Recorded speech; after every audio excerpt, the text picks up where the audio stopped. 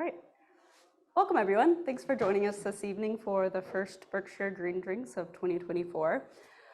This event is organized and sponsored by Berkshire Environmental Action Team, also known as BEAT. I'm Chelsea, BEAT's Programs Director. If you don't already know about us, for in-person attendees, we have our end-of-year newsletter over here, which just has a lot of great information about the work that BEAT has accomplished over the last 20 years, as well as our ongoing efforts. Or you can visit our website, beatnews.org. We have a sign-in sheet, which I think Jane has been really good about getting everyone to sign in, but if you haven't signed in, if you could please do so. That just helps us keep track of how many people are attending our events.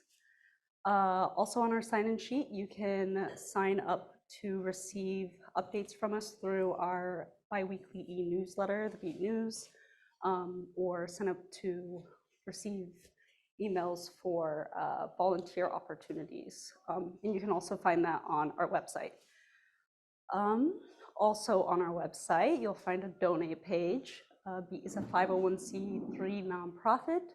So that means all of our funding comes from grants and generous donations. So free educational events like this one are only possible thanks to those who support us. There are many ways to support BEAT, and you can learn more about that on our website. We also have a donation box over here. So if you find this presentation beneficial, helpful, or you just enjoy it and you're able to give, we would certainly appreciate it. Next month's Green Drinks will be online only, and I'm actually going to present about how to identify trees in winter using buds, twigs, and bark characteristics. It's on Wednesday, February 14th, which is Valentine's Day, and I mean, what's more romantic than hearing me describe lenticels and bundle scars? And we don't have that posted on our website yet, but it'll be there soon and you can register if you'd like. I think that's everything, so I'm gonna hand it off to John Pitroff, our speaker this evening. Thank you.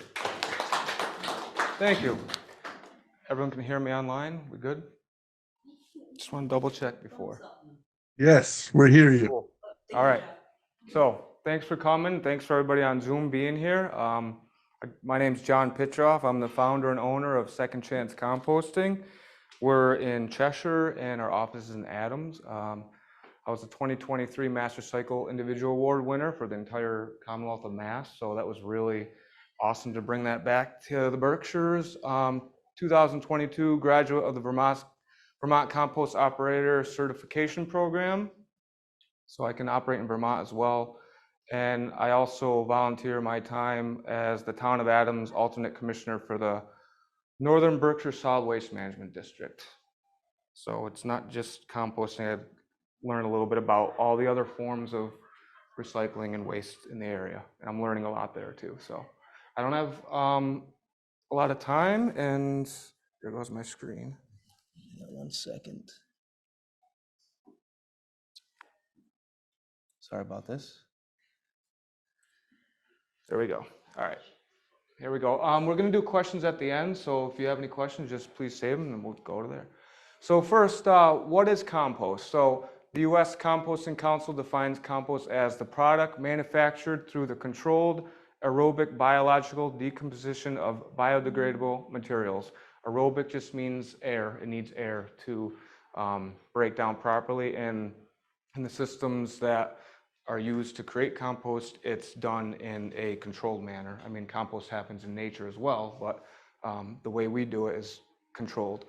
Dictionary.com, a little bit more of a broad one, defines compost as a mixture of various decaying organic substances, such as dead leaves or manure, used for fertilizing soil. The best way I like to let people know is just think nature's recycling.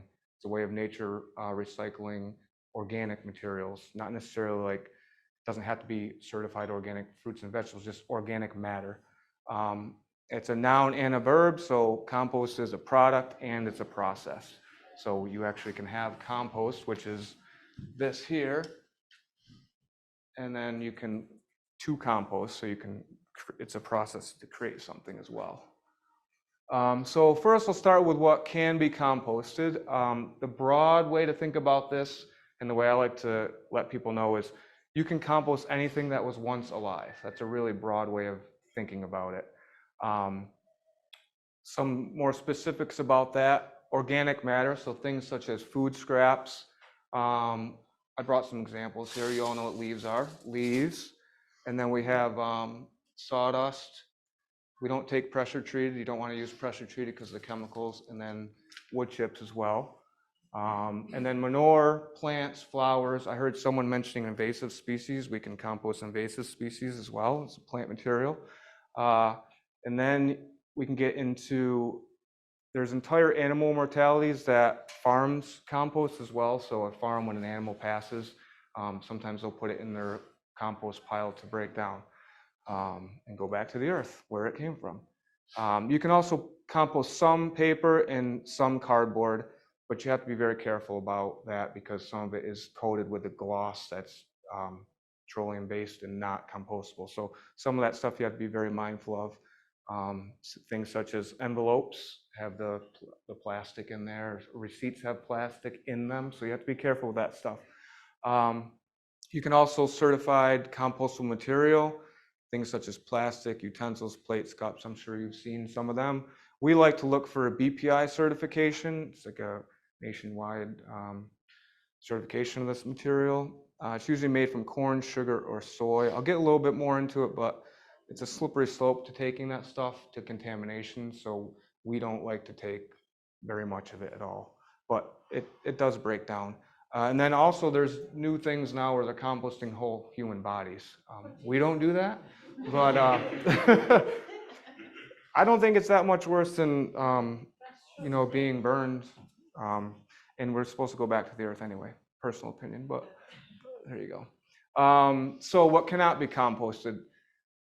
Trash, plastic, glass. These are some of the things that we commonly see in our piles that shouldn't be there. Twist ties, stickers like the PLU stickers on produce. We'd like to find a way to have that stuff not put on in the beginning, but we're not there yet. Rubber bands, staples, oil in bulk. You don't want to take large amounts of oil. It will mess up the piles. You can take it from, like, if you do sauteing and you have a little oil left over, that's fine, but large amounts. And then again, some types of cardboard, the shiny or glossy type, you have to be careful of the tape and stickers and staples in there as well. You don't want any of that in your compost pile. And again, some types of paper, receipts, or envelopes with the plastic window, as I mentioned. So here's my friend going like this. I thought this was a funny picture. I don't actually know her, but so why the confusion? People get this very confused. And if you keep it as composting anything that was once alive, you can kind of have that broad sense. But why are people confused about it? We find that there's so many different variables because different places will only take certain things and won't take other things. So different municipalities will take certain things and others won't. I mean, there's composters that take all sorts of paper and cardboard. We don't take it because we don't want the contamination, but other people do. So that's kind of where the confusion comes from. It all depends on the system they're using, and it's an art and a science, so you can do it how you want, really. And you can kind of accept whatever feedstocks are the materials you accept. You can accept whatever feedstocks you want. So again, don't get it too confused. I think I want people to come out of this less confused. It's really not that confusing. If it was an organic material, it's going to break down. Go from there.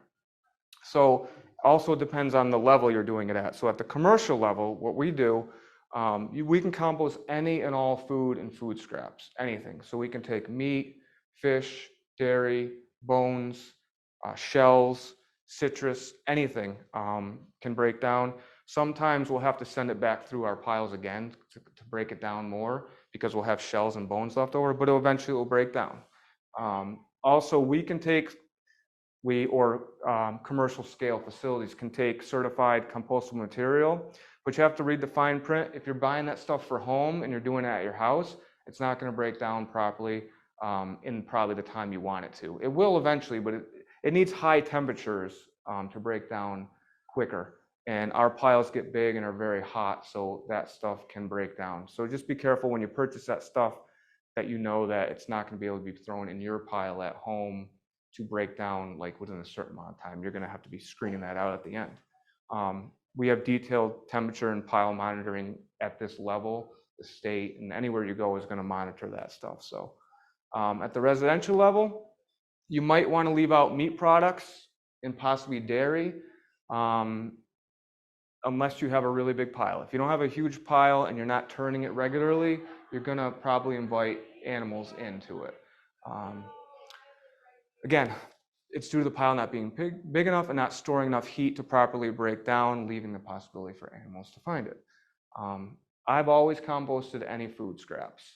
To me, it was better than throwing it in the trash. I would throw it in the woods, compost some of it, let the animals have the rest. I didn't care. Like, I was doing it up in the woods in Vermont, so if they wanted it, good. It's not going into the landfill, and I'll get more into that later. You just have to be mindful. You have to have enough carbon, which I'll get into, and you have to turn it regularly. Otherwise, you're going to invite those problems, which really don't exist when you do this right. It's really not hard to do it right. So on to some of the common concerns that people often have about both us as a business and composting in general. We always get the question, isn't this more work? And I always try to let people know it's not more work, it's different work. So instead of putting your food scraps here, you're putting them there. And I don't think that's too much work. And especially if you're working with a company, it's pretty easy, straightforward, and uncomplicated. So specifically for us at the residential level, we only take food and food scraps. We don't take anything else from people's homes. So if it's a food, it goes in there. If it's not, it doesn't. I mean, everybody eats, everybody knows what food is. So we try to keep that very simple. Therefore, you don't even need to have any knowledge about composting whatsoever to, work with a company or to start, really, if you just know what food is. And then a little bit more like detail about us specifically. We rinse the totes and buckets every time, so people don't have to have that part. We don't know of one local garbage hauling company that does that service, and it's a lot of work for us to do it. So we pride ourselves on offering a clean service. We provide the bags and the totes, so you don't have to purchase that stuff, less work on people's end. And another thing is, you can do this in your own backyard. So it's like, is it more work? Well, what does that mean? More work for who? Like, the system's working harder if you're sending this stuff to a landfill. If you can just put it in your backyard and compost it there, that's less work on the entire system and less pollution, which we'll talk about. Expense always comes down to money, right? My uncle always told me, look at the money. I like to let people know it's not adding another expense. It's just we're offering an alternative one. More than 50% of waste from the home is compostable. I have a graph I'll show after that, which is pretty wild to think about. 65 to 75% of municipal solid waste is compostable. So at the city level, that's a lot of material because they can take grass clippings and that leaves and that stuff too. And then 60 to 80% of restaurant waste is compostable. So when you get into those numbers, I'll connect that at the end, but currently right now in our waste system, our material is hauled to a transfer station.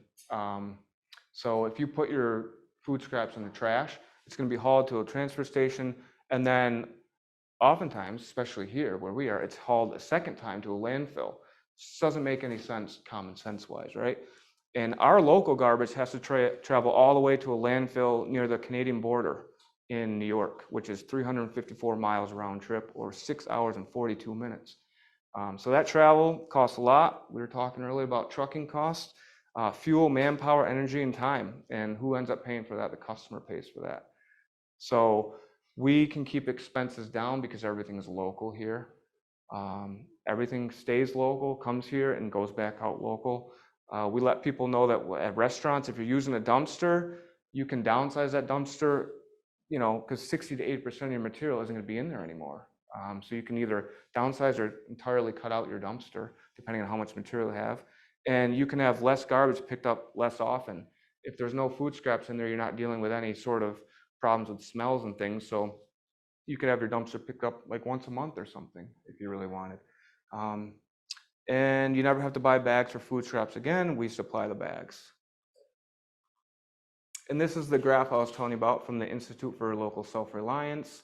It shows a little bit about where the material is coming from and what it is. 21% is food scraps, 15% is paper and cardboard, 8% is yard trimmings, and 8% is wood waste. So we see when we throw a bag out there like that, it's a lot of good material that's being wasted, and it really shouldn't be.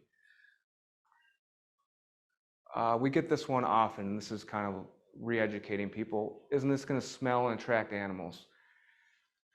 I always tell people the current garbage waste disposal system already creates these issues. It's already there. It's not like we're adding any more material. People assume it's worse than composting, and it's not.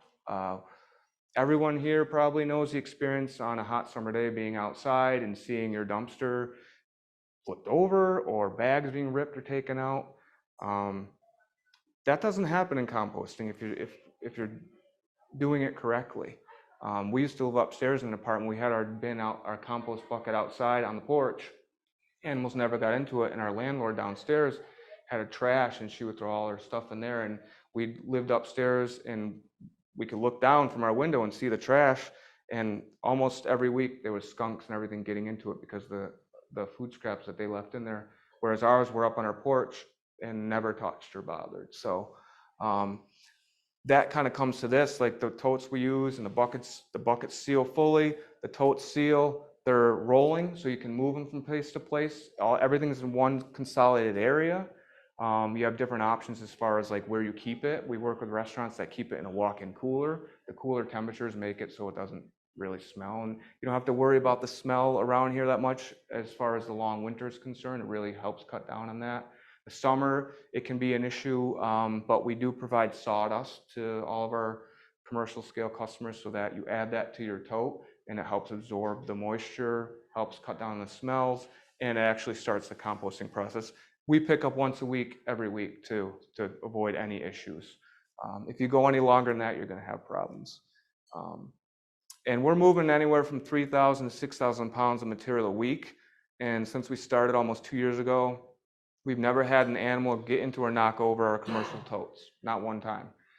Even last year with all the bear problems, not one complaint. Everything's rinsed and clean. So I have 2 videos coming up. I hope they work properly. Hi all, we're just trying to make sure everyone can hear this well enough, so we're going to restart it now. Great. It was kind of soft. How you doing today? So this is a huge dumpster right here. This is not our dumpster. This is our tote. They always come clean, rinsed, bagged, not rinsed, not clean. And then, see that? That'll never happen with us. This is why people at restaurants have animal problems. Because food scraps are left out, open, mess left behind, residual liquids everywhere. That doesn't happen with us. SecondChanceComposting.com. Happy. All right, here's the other one. This is a little bit different, but similar. Hey y'all, John from Second Chance Composting here. How you doing today? So we just pulled up to one of our drop-off locations to pick up. This is out in the parking lot. This is not ours. This is trash. There was a skunk out here eating this. So I just want to show you the difference between trash hauling and composting. People think composting's dirtier and tracks animals and things like that. Not the case. If anything, it's the same and it's actually less. There's way more ways we can mitigate those issues with bugs and animals and smells and things. So this is what you get right next to our drop-off location, which is right here. And there was no food scraps anywhere on the ground. Nothing was open or touched. Just beautiful. And that's right next to that where a skunk was right there. He didn't even know, or she didn't even know this. All right, cool. You want this back over there? You need it, or? Yeah. Sure. So I figured I'd just show that as a little, that's us on the road and seeing how it works. So now I'm going to get a little more into the process and how it works. So composting is a natural process. Cool thing is it's been happening since the beginning of time. It'll continue to happen with or without us here. However, in the system that we live in now, we've sort of put like a blockade up or a roadblock in the way because we have so much material in these centralized locations and we're not doing the right thing with it. So we've kind of created a problem for the system because it will naturally happen, but we're not putting the stuff in the right place. So again, natural process. If you go into the woods, that top layer of soil is humus, and that's nature's compost. That's kind of what sustains all life on the planet. That with the sun interacting together, that's able to grow all of our stuff that we're able to eat, and then everything else is able to eat off of that. And that humus is formed over years and years and years by trees falling, things decaying, animals passing away. So that's actually what we end up doing through composting in a much more controlled way. And the cool thing about composting is it's almost impossible to do it wrong. You really can't screw it up because if you're using material that's organic and breaks down, it's going to break down. If you're going to just throw meat in the middle of the woods, you're going to have animals, but it will eventually go back to where it's supposed to go. So it's really hard to mess it up. It's really beautiful the way it works. So to get into more details about actually the composting process, you're going to need two different things. You're going to need carbon and you're going to need nitrogen. Now, I'm not going to get too deep into the science of this because I don't want to make this complex for people. It's very, very simple. Carbon is brown material. Those things I showed you earlier, wood chips, sawdust, and leaves, brown leaves.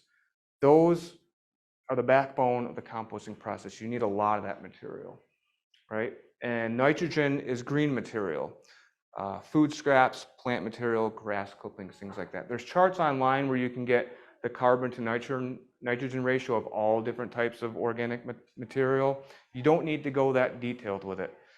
Basically, you need 2 or 3 parts carbon to every part nitrogen. So if you have a 5-gallon bucket of food scraps that's full, you're going to need at least 2, I would recommend 3 gallons or 3 of these full of whatever carbon you're using, leaves, wood chips, or sawdust. If it's leaves, you're probably going to want more because they're looser and things like that. So you need that 2 to 3 parts to 1 part. If you don't have carbon, you're going to have problems with animals and stuff. The carbon really helps everything work. And again, you can go online and get really detailed about this. Oh, this one's more brown than this one, or this one's big. Like sawdust is 400 to 1 carbon. Like it's so much carbon. It's really great stuff. So now, this is how the process works. If you have any questions after, feel free. But basically, you're going to build your pile. You're going to take your carbon and your nitrogen, whatever sources you have. You're going to make sure you have they create what they call a recipe.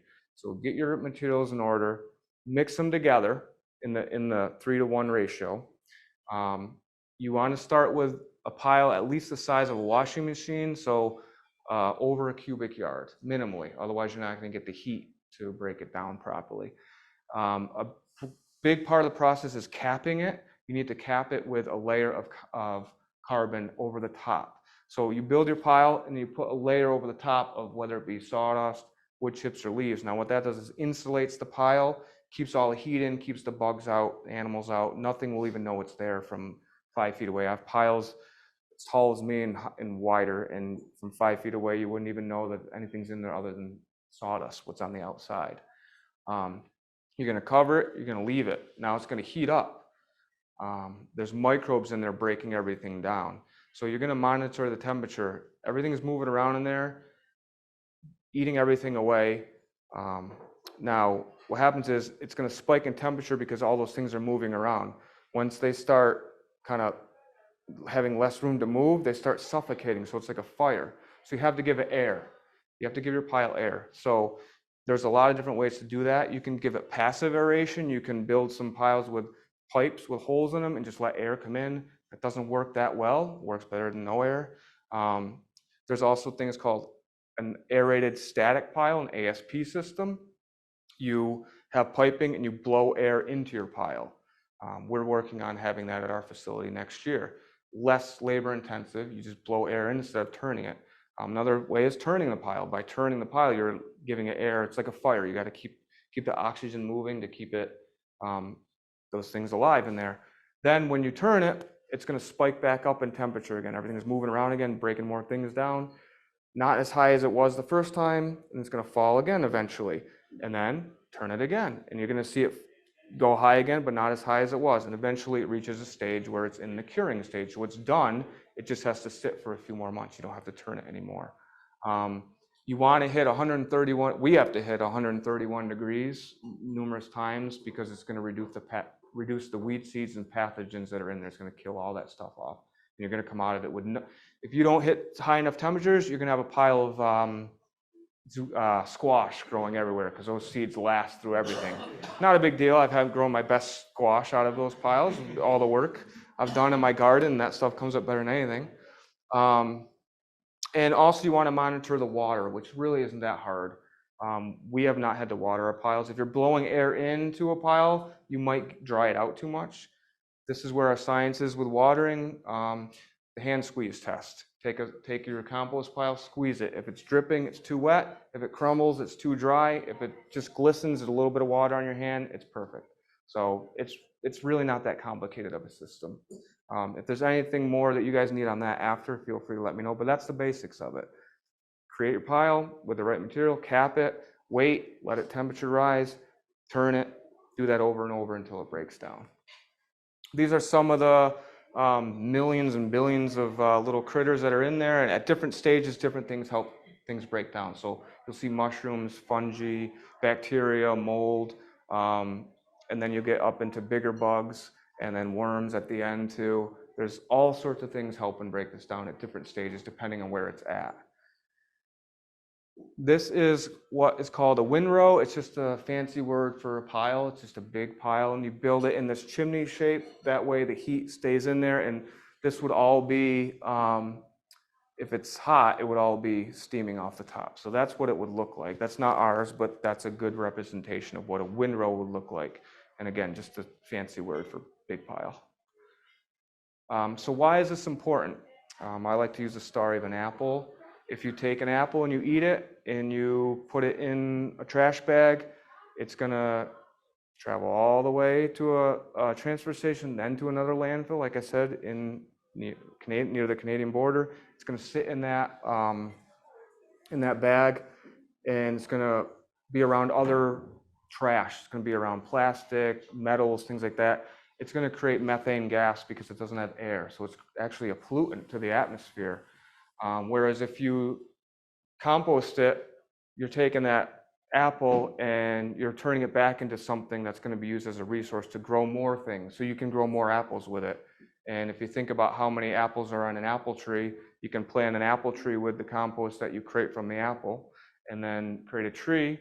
How many apples are on that and how many seeds are in that? So it's like nature's way of just replenishing everything. It's a beautiful process, and it's just our part to be part of it at this point. So we like to use that story. I think it's a simple illustration of how it can work. You can take something that would be a waste and create pollution, or you can create something better for the future. More about why this is important and needs to change. We're running out of landfill space locally and on a large scale. Again, that's why our stuff has to go where it has to go. Again, the Canadian border is the closest one. We also need these, compost is considered a soil amendment, so you add it to your soil to give it nutrients and life to grow. We need more of that stuff for long-term, local, sustainable living, to grow more plants, food locally and on a large scale. If we don't have that, if you till your soil and you don't add compost to it, that's where the Dust Bowl comes from. We need to stop with the tilling and the erosion that it creates. And then this pollution part of it. Again, the methane gas, trucking far distances, unnecessary fuel being pumped into the air, fumes, things like that. Time and energy that could be used elsewhere. And then according to the US EPA, food is the single largest category of material placed in municipal landfills. And that's actually pretty tragic that that's true. We really have to change that. So again, it creates a methane gas and really bad for our environment. And again, waste products that aren't waste, they're the very opposite of waste. They're the products that are gonna help us in the future. Closing the loop is what they call it. By composting, you're putting those necessary resources back into the soil and to be used by local farms, homes, gardeners to grow more of the materials that we need to live. Again, beautiful cycle. We keep it local. Everything stays around in the area, and you can, feed farms with it and feed people. And benefits to the soil. Compost, when you add it to your soil, it's going to make for more fertile soil and more availability to grow things in it. It's going to cut down on plant diseases because healthy plants are less vulnerable to disease. Some of this stuff's kind of common sense in that way. Improves soil structure. So compost is really cool because it can create space where it needs it, and then other times when it doesn't need it, it can loosen it up, or loosen it for dense, or clump it for kind of spreading out soil. It holds water better for you, and those microbes that I talked about that are in there, it increases their activity in the soil, which helps give life to whatever you're growing. Simply put, you grow healthier plants. So that's a sunflower I grew last year, the year before. Will be there and kind of keeping the system going. And this is some kale from our own garden on the left. Dinosaur kale, it's really good, easy to grow. And those are some potatoes. This is all grown with compost and heavy mulching. No watering. Don't water the garden ever. Don't water it. Just the seedlings in, and then just it lets it do it. And then the reason that we do this, it kind of like, this is a little bit more of like a spiritual idea of why we're doing what we do. We've been given a lot in our lives, and we want to share that love that we've been given with other people. And we feel like when you plant things into good soil, good things come of that. You can't plant into bad things and get good things out of it. So the soil that we have, both like on a real level and kind of like a symbolic level, is important. It's not just about food scraps and wood chips and leaves. It's a way of thinking and living. It's about believing in the future. We wouldn't do all the hard work we do if we didn't actually believe that this is something that's going to mean something in the future. Composting is great. It's an end and a beginning. It's kind of like a mushroom, like it's the beginning and the end. It kind of like it's a renewal thing. In a way, it's like no waste. It's just death comes back around to give more life. It's really cool. And I worked in mental health, and for me, that's actually after going through some stuff of my own is when I decided to start the business, because I saw people at their worst who thought they had nothing left to really give and could turn around and really had so much to give to everyone around them. And that's what composting is to me. I've been there myself, and I know how much, when you think you're down and out, what you can give later on is really amazing if you believe in the system and work with it. And also my daughter, our daughter, my wife and I's daughter, River, is 2 years old. I decided to start the business when she was born. I wanted to make it a goal to have every kid in the area to know about composting by the time she was 15. And I met somebody that said, well, what about by the time she's 10? So now that's my goal. So I'm going by that. I got 8 years left, so that's why I'm doing stuff like this. I got a few more minutes, right? Like 6 minutes, 7 minutes? So it's 6:38. Okay. So what time do I go to? 6:45? Usually we try for 6:30, 6:40. Okay. All right, I got 2 minutes then. I'll run. This is kind of what we do. I can run through this quick. We cover the Berkshires and parts of southern Vermont. We have a facility in Stamford that's certified through Vermont Agency of Natural Resources, and our Cheshire facility is certified through the Mass DEP. Person-only local community-based compost operation in Northern Berkshires, not a waste system, renewal system. That's our facility there in Cheshire. Got some good drone footage. We partner with landscapers and firewood and tree companies to bring large-scale material, truckfuls of wood chips, leaves, manure, sawdust, other organic materials, plants, cocoa coir, eelgrass. If somebody has something, I'll talk to them. So if you guys know anybody, we'll take large-scale amounts. Then we have a residential community composting program in North Adams, Williamstown, Adams, and coming to Pittsfield in February. $9.99 a month. You sign up for a membership, you drop your food scraps off to one of our totes, and we go get it. And we take any and all food scraps. If you want any more information about that, we can do that as well. Commercial food scrap hauling, restaurants, schools, hotels, supermarkets, and events. We provide the totes, we pick it up once a week. I won't go into much detail, you don't need it. There's a picture of us getting some stuff. Thank you. Bagged leaves we take, $1.99 dropped off, we pick them up for $3.49. Christmas tree composting we're doing, $9.99 dropped off or $19.99 picked up, and free pumpkin drop-offs from the residential level.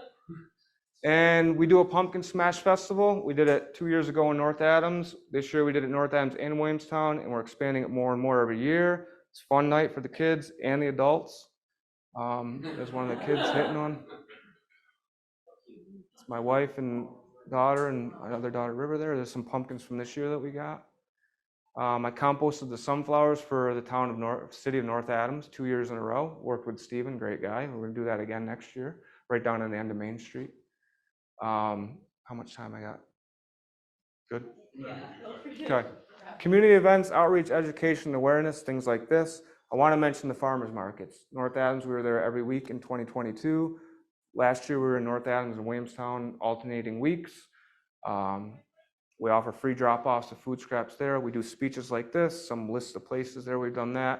And then we do all sorts of events everywhere. We'll do anything, you know. We're trying to get the word out about it. So a lot of events and things like that. There's some photos of us at different events. Education's important to us. We're trying to really educate people. MCLA, we've done a couple things. Hoosick Valley, we've done some career fairs. We talk with other schools. We're always looking to educate young people too. So feel free to reach out if you know anybody. There's me drinking a water in a coffee cup. And then we're selling finished compost this spring. We'll be selling it by the cubic yard or 5-gallon bucket, pickup and delivery options, and we'll probably have it at the farmers market in North Adams and Williamstown when we're there as well. This is kind of like our business coming full circle and finally having the finished product. Quickly want to mention the Mass Waste Ban, Mass DEP Waste Ban, 2014. If you produced 1 ton of material a week, you had to do something with it other than put it in a landfill. November 1st, 2022, they lowered that to half a ton a week. If you're producing that much, you can't throw it in the landfill. You have to do something else. Donate to a farm, have somebody compost it, something else. They have a zero waste goal for 2030, Mass DEP does, and 2050 and some other aspects of that as well. So if it's going to be something regulated sooner than later. Vermont, our neighbors not too far away, basically followed a different similar plan 2014, and then at 2015 they were where we were at. In 2014 they started at 1 ton per week. They lowered it to half a ton, which is where we're at right now. So 2022 they were there at 2016. Then they lowered to 1/3 of a ton per week.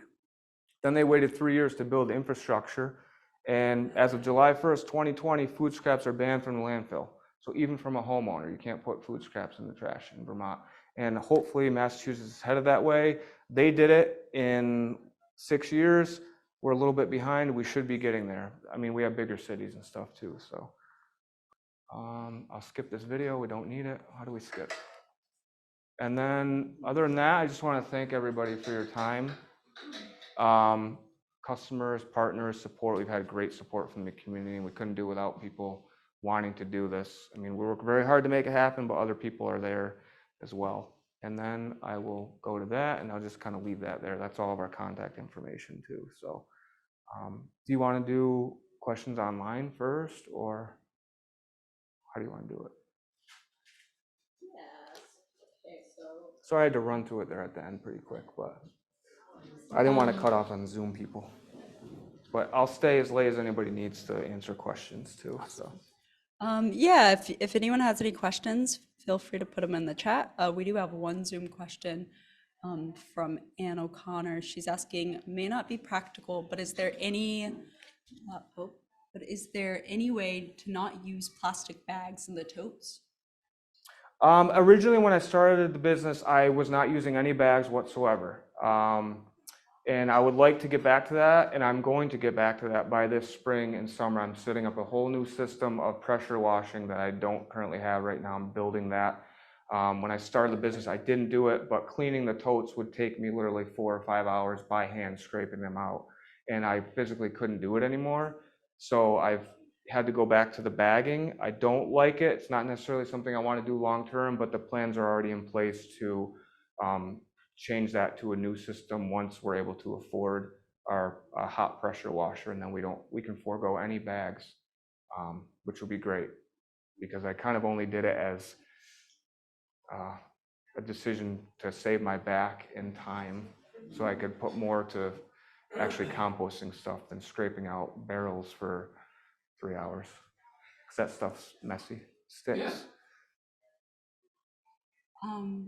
And then just hopping off that, can you use compostable bags in your totes? So we don't take, we only take compostable material like that, plastic and bags, from 2 of our commercial customers because we trust them and we know them. We don't like taking that stuff. It makes a mess. You don't know what's real plastic and what's not plastic. We do all the cleaning of our buckets from home, and we line them with a compostable bag. What I'm going to do now is I'm going to start separating any sort of compostable material into a different pile, and I'm going to run a soil test on that compared to our other stuff to see the differences, because there's a lot of education online saying that these things aren't actually fully compostable, and there's a lot of greenwashing where people pretend they are. So we're trying to be very careful of that. I only use them for that, for the little ones. I don't use them for the big ones right now. So yeah, it's something that I'm learning more about and looking into. And again, my goal is to get away from bags altogether anyway. But we only take the bags from 2 customers, commercial scale, who we had worked with for a long time and trusted them. When you start taking that stuff, you get so much contamination, and you get so many, cans and bottle tops and plastic that's not compostable. So for me, I believe that we need to keep it simple first. Like, this is a lot for people to learn about. Like, so we should keep it simple. Food scraps, let's keep it there, and then 20 years from now, and then we can start talking about compost material. Like, no one's going to want to start if it's too hard. It's not hard. We've kind of like already gotten into the little details, and we don't need to get there yet. So we don't like to take that stuff. It makes a messier facility. You don't know what's real and what's not. Those bags blow all over the place. So I recommend, if you're gonna use stuff like that, just use real plates. You're gonna have to use like one-time use stuff. Use bamboo or straight cardboard or wood. There's wood forks and stuff that we've used. That's great because that can go. It's like wood chips. It's great stuff. So yeah, the bags are an issue, and we're working towards that as well. There are several more questions on Zoom, but we can maybe just alternate. If you don't mind repeating the questions from the in-person audience, just for Zoom. Yeah. What do you do through like the winter, like when things are like covered with snow? Because we have a compost pile that's like 2 feet of snow. I mean, are you churning it, trying to keep up temperature during the winter? Sure. So she asked, what do we do through the winter? What can you do through the winter? Composting happens year round. If your pile is big enough, it's going to be warm enough to break down properly. So we operate all year. The piles will not be as hot as in the summer, but when you open our piles up in the winter, it's just steam everywhere because it's so hot inside compared to the outside temperature. So you can do it. I would be more mindful about monitoring the temperature. You don't want it to get below 110 like on a regular basis. If it gets below that, you need to turn it and keep it going. And you're just putting a regular thermometer? Like, is there a special? They have on Amazon anywhere, like you can get like Rio Temp. It's a good company. You can get 2.5 or 3 foot composting. You just put them right in there, and it will tell you. And there's like a little gauge telling you if it's hot enough or not. So it goes year round. It will slow down in the winter. But if you go out to our piles now, there'll be snow like on the bottom, but on the top, it's pretty much gone because the heat keeps it warm. So. Is it hot enough so that it will kill those tomato seeds and the squash seeds? So she asked if it's hot enough to kill the tomato and squash seeds. Yes, that 131 degree is a great point for us that we have to hit a few times, again, to reduce the pathogens and to kill any sort of weed seeds. So we monitor all that. We have to give all that information to the state and tell them how much, what of our piles were and how often we've pruned them, what the temperatures were. If you're hitting that enough, a couple times, it's going to break all that stuff down. Again, if you have a small pile at your house, it might not get hot enough to really fully break it down, but you can get there. It's just a matter of having a big enough mass and turning it enough. So We've got a lot of questions here on Zoom. I'm here all night. The next one is, do you know what Casella does with the Christmas trees they pick up in Pittsfield? Thanks for the great talk. I don't know what they do there. I heard that they do it out there because I started doing the Christmas tree composting this year, and I put some ads up in Pittsfield, and it's like nobody responded. I was like, huh. So that's why. They have a facility in Bennington, so they have a composting facility in Bennington. So I think that they probably chip them up and then use them there. That's kind of what I'm thinking. They probably have the infrastructure in place to do that. I'm saving all mine and then chipping them up in the spring. I'm going to rent a chipper, so that's what I do. So I'm assuming that that's what they do. I don't know though. And then Susan, you have your hand raised. Do you want to unmute? Yes, thank you. So I'm actually wanted to ask, by the way, I love that you're doing this, and thank you for giving this talk, and I'm so glad you're doing what you're doing in this area. I just wanted to ask about the certified compostable materials. My understanding is that BPI certification is not sufficient to ensure that the products don't have some kind of petroleum-based layering, and also like compostable plastics usually have some kind of petroleum-based component in them, even if it's a small fraction.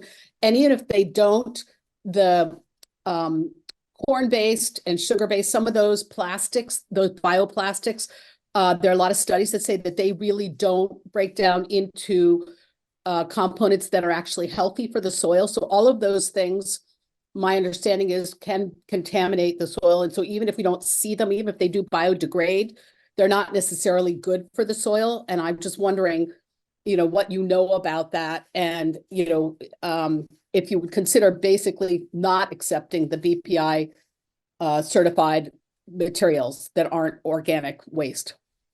Yeah, no, really great points, and you're very knowledgeable about this. I think I've spoken to you in the past about this. It's again, it's a really slippery slope because that certification is pretty much the standard for the United States. There's a TUV certification for other countries as well that's heard about. But that's pretty much like what anybody that does composting looks into to see if that's there. That's what they kind of base it off of. Because I'm not a scientist, so I don't do the actual work of going through the bags to make sure. Again, I've limited my compostable bags to very minimal. I don't take much from anybody. I said, like, I'd like to transition away from it with all my buckets. And my study that, like I said, I'm going to do will really give me a good indication of what the soil looks like compared to not putting those materials in. So I'm going to actually do an upcoming study where I said I keep one pile for some food scraps and then the compostable material, and then on my other piles, and we can see what the soil structure looks like and what's in there. And because the last thing we want to do is contaminate the soil. The whole point is to not. And I try to steer clear of that stuff anyway, because it's more a headache than anything. So I had one other point and I can't remember what it was. No, but it's a lot to be mindful of, because again, there's a lot of that greenwashing going on where people try to get you to buy their products that's not actually biodegradable or compostable. Well, not interchangeable. And I just want to add that I just looked into the TUV certification. Yep. That's in the last few days, and that they have something they called advanced technology. And when you dig deep, it turns out that's also a petroleum-based component. So I don't think there are actually any plastics or bioplastics, anything that looks like plastic or plastic film. My understanding is that there's nothing in that space that's actually good for the soil. I agree with you, and like I said, I'm fully working towards moving away from it totally. One other point being that if you want to sell organic compost, one of the qualifications both in Vermont and Massachusetts is you can't compost any of that stuff. That's not considered organic when you put that material into there. So for me, I'd like to be able to sell organic as well. So I'm going to fully move away from it. When I started the business, I was, if I had a customer that said, "Oh, I have this stuff," I would take it to and to kind of like gain customers and like work towards something. Luckily, I only have 2 of those, but I have moved away from taking it and accepting it from anybody new totally. And I'm actually thinking about just not accepting it from those other customers as well in the future. And the soil test will help. And then again, that certification. So a lot of greenwashing. I mean, I had done research into the BPI certified bags through BioBag, and they had given me a list of what was in it. Everything looked great. And I think it was her that contacted me and told me, like, you should look into this more. So still learning on my end too. You only know what you know, and it's a learning experience. So I think our soil test will really help. Thanks. You're welcome. On that, what about paper cup? How do you feel, or do you accept paper cups, which are often wax lined? Same thing. That wax is bad. I mean, I've had paper plates get in there on accident that I didn't want in there, and everything breaks down, the paper's gone, and you look, and there's just a big plastic paper around it. So you feel better about the bamboo? That stuff, I'm a little. tend to just be- The things that are strictly wood or not, that's fine. But when you're getting into the cups and the plates and that stuff, first of all, like the forks, you can't tell if it's real plastic or fake plastic. So people throw real plastic in there with it, and it's a mess. So we're steering clear of all that stuff. So I would like to compost at my house, residential, and I guess this is a 2-part question. One is like, I don't really have a lot of carbon material. I have the leaves that I rake.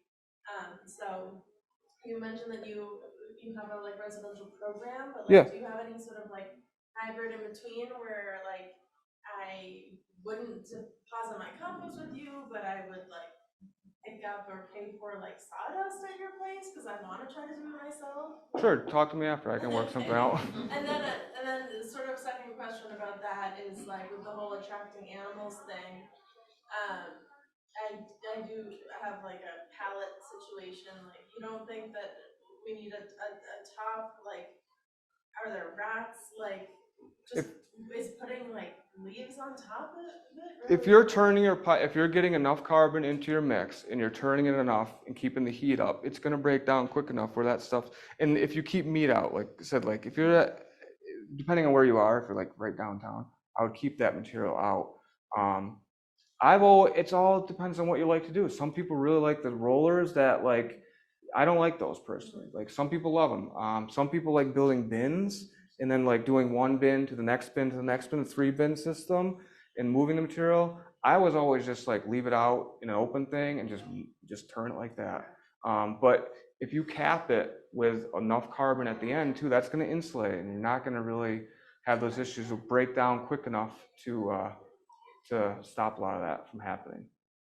Sure. And you're turning it based off the heat? Like how often, like if you have that washer machine you come out, Yep. how often do you know to turn it? Is it based off the heat? Yeah, based off the heat. So Oh, John, sorry, can you repeat that because someone else had a sorry. question about how often you're turning? How often to turn and what that's based on. For us at the commercial scale, it's all based on the temperature. Once it hits 110, that's kind of when we know to turn it again. A lot of it you can kind of look at it too and see how much stuff is broken down. It's a little bit harder, I feel like, on the residential level because you're also adding new stuff to your pile more regularly, like we're able to get so much material at our level, add it, and after a month, we have a huge pile that we know is set, and then we can leave it for 2 months and let it heat up. So at the beginning, when you first get everything and you're gonna leave your pile as it is, you can leave that for a while. Like it's gonna take a while to really heat up at first. And then once it starts dropping to that 110, then you're going to turn it and it's not going to heat up as much. And then as you go, it's going to take longer and longer to heat up to a higher point and eventually get to that curing phase. So like we have 6 huge piles right now, and our oldest one is pretty much done. It's still hot inside, but it's not getting past like 80 degrees anymore, but it's still hot in there.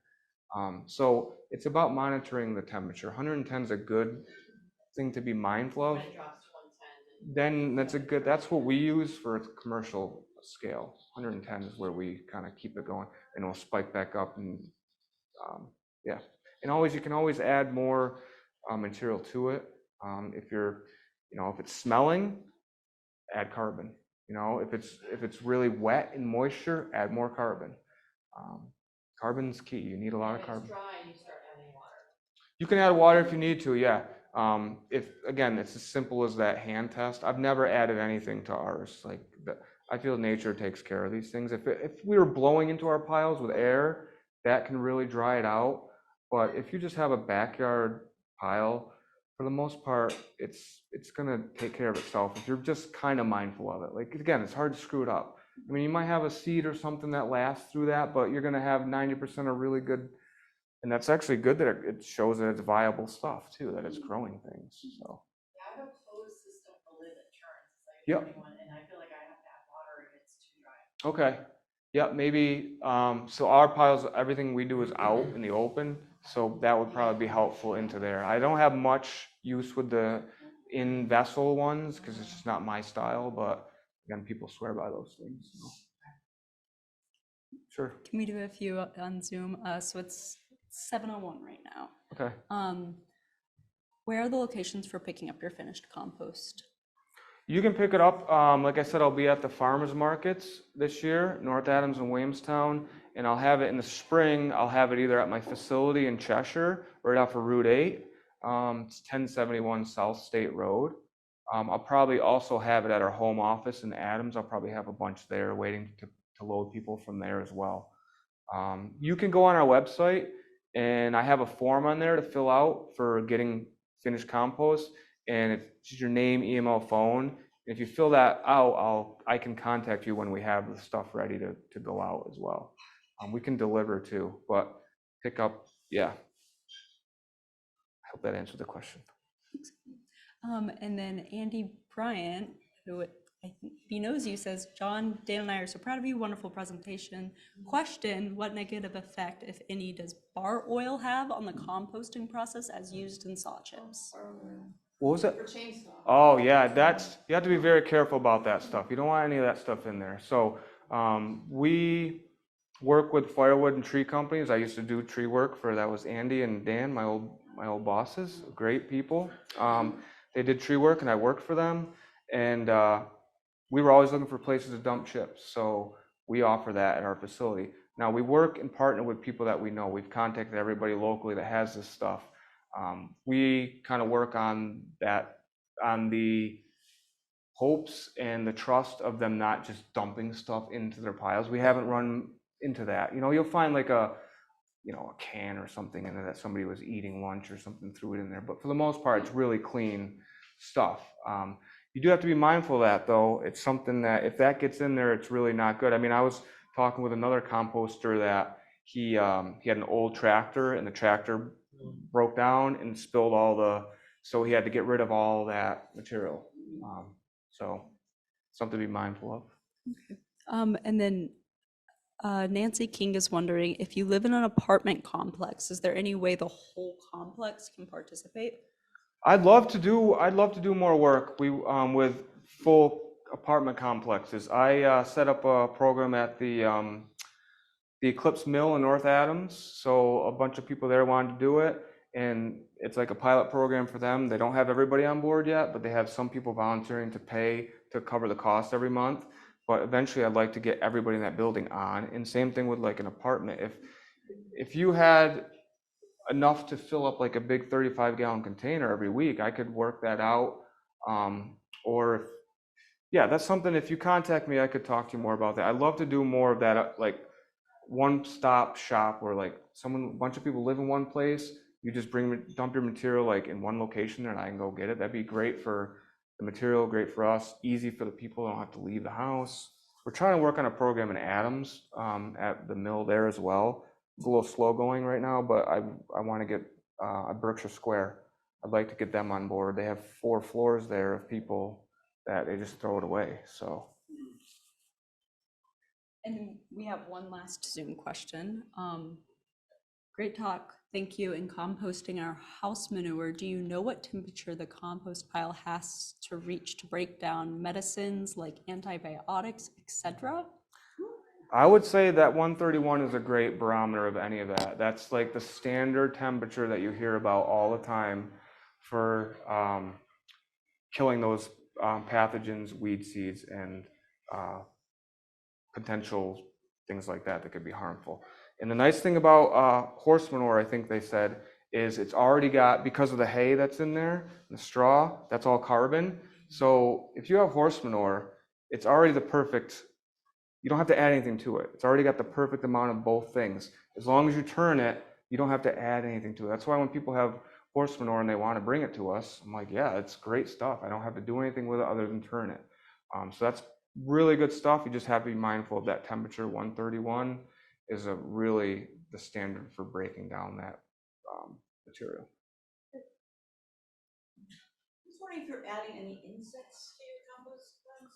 I don't add anything to it. A lot of that stuff just takes care of itself. There's so many living things in it that find it and find a way to live in it and eat off of what's left in there. So we don't have to add anything to it.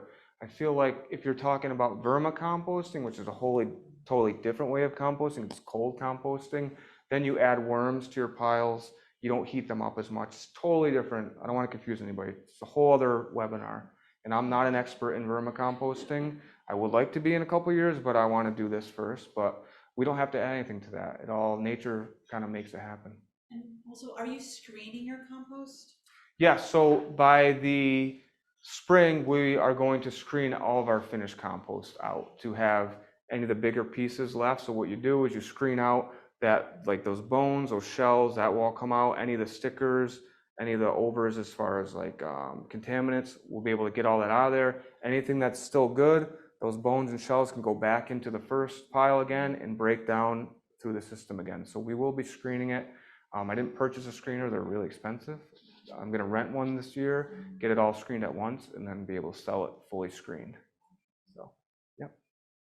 How many employees do you have? It's me and my stepfather right now doing everything. So, and then I've had my stepson help, and then my wife helps out a lot, and I've actually had my kids out doing stuff with me. So, very soon we're gonna need more help though. I can only do so much, one man. So how do you educate people about what to put in their bins?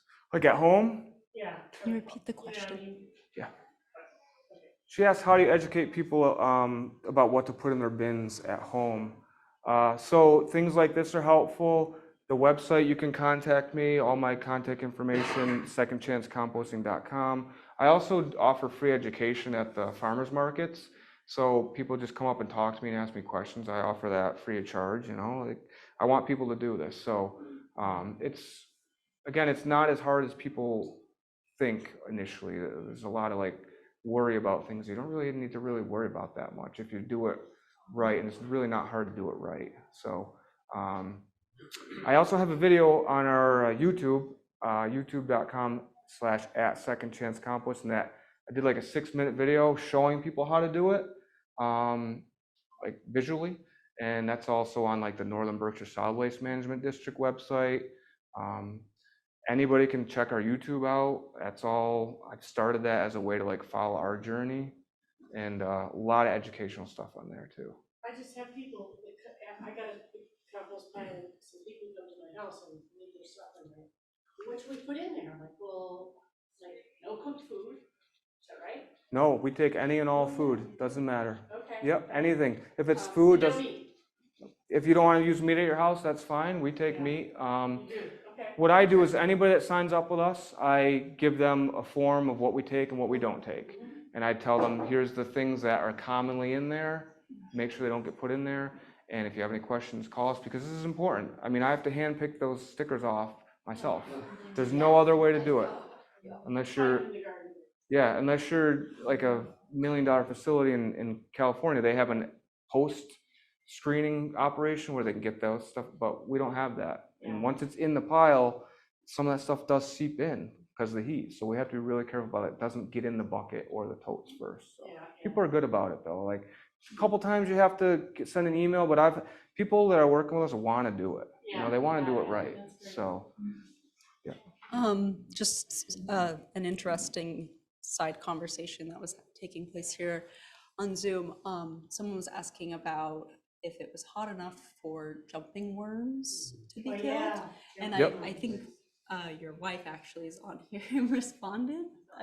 Based off Probably of, did, yeah. Yeah, the last name, but she was saying that 104 degrees is enough to kill the worms and cocoons. And their eggs? Yeah, and the cocoons. I can talk a little bit more about that if you want. So the Asian jumping worms are a huge issue right now, huge, like they're everywhere. So we can guarantee that our stuff doesn't have them because the temperature gets so hot that it kills any of the seeds and any of any of them that are actually living in there, right?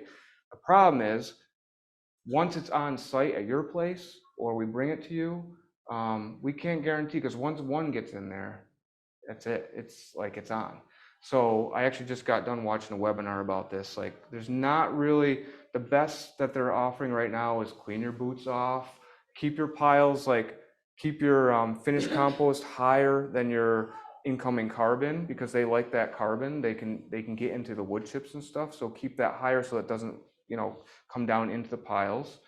And then when you do have your finished compost, keep it totally away from everything else, because once they get in, it's really hard to mitigate that problem. So they won't last through the process. But again, if we were to deliver it to somebody that had one at their house, they're going to eat off of it and they're going to get in there. So we have to be very careful of that.